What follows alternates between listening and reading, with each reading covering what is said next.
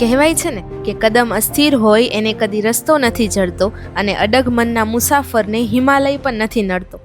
આ પંક્તિને સ્ક્રીન પર દેખાતા આ ભાઈએ સાર્થક કરી છે.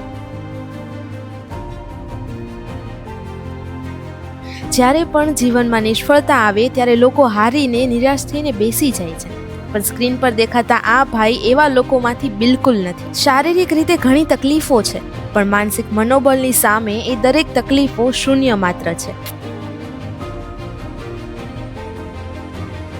નોટબંધી ધાનું પિતા કાકાનામાં નોકી કરતું હતું. નોટબંધીમાં મને કાઢી નાખ્યું. પછી મેં કીધું આ ધંધો નું કરતા ઘરનું ધંધો કરતા. પછી મેં મોટા નોટ આટલું કીધું. 5 રૂપિયાના મોટાથી સાચું કેવું છે.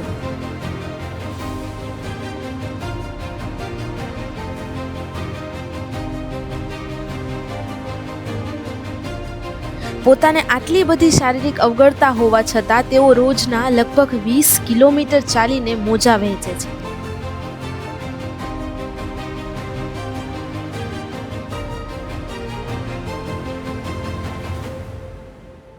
અને છેલ્લે બસ એટલું જ કહેવું છે કે જો રાજકોટના રોડ પર નીકળો અને તમને હાર્દિકભાઈ દેખાઈ જાય તો એક ગુજરાતી તરીકે હાર્દિકભાઈ ગુજરાતી પાસેથી મોજા લઈને એમની ચોક્કસ મદદ કરજો.